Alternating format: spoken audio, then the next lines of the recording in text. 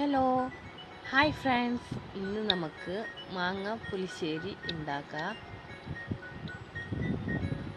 അതിനായി നമുക്ക് നാടൻ മാങ്ങ ഒരു 4-5 കിട്ടിയിട്ടുണ്ട്.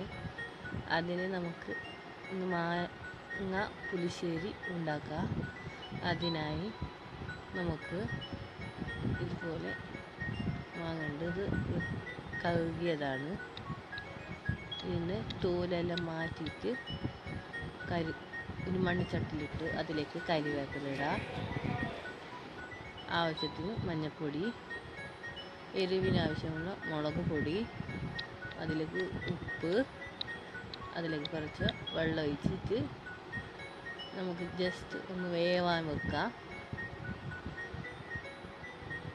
അതിന് വേണ്ട അരപ്പിന് വേണ്ടിയിട്ട് തേങ്ങ, പച്ചമുളക്, തേങ്ങ മിക്സി ജാറിലേക്ക് ഇടുക. അതിലേക്ക് നമുക്ക് ജീരകം ഇടുക. ഇതിലേക്ക് നമുക്ക് തൈര് ചേർക്കുക. നല്ലപോലെ മിക്സിയിൽ അരച്ചെടുക്കുക. മാങ്ങ നേരത്തെ വേവാൻ വെച്ചതല്ലേ, നല്ലപോലെ തിളയ്ക്കുന്നുണ്ട്. അതിലേക്ക് നമ്മളിപ്പോൾ അരച്ച് വെച്ച തേങ്ങക്കൂട്ട്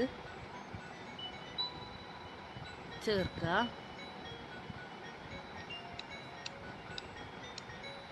ഇപ്പോൾ പാകത്തിന് ഉപ്പെല്ലാം ചേർക്കണം, ഉപ്പെല്ലാം ഇടണം. മതിയായില്ലെങ്കിൽ മിക്സാക്കുക. നല്ലപോലെ തിളയ്ക്കുന്നുണ്ട്. ഉപ്പ് നോക്കുക. ഇപ്പോൾ ഇതിലേക്ക് ഇനി നമുക്ക് കടുക് വറുത്ത് ചേർക്കാം. മാങ്ങ പുളിശ്ശേരി റെഡിയായി. എല്ലാവരും ഇഷ്ടപ്പെട്ടാൽ ലൈക്ക്, കമൻറ്റ്, സബ്സ്ക്രൈബ് ചെയ്യണേ. Okay, by.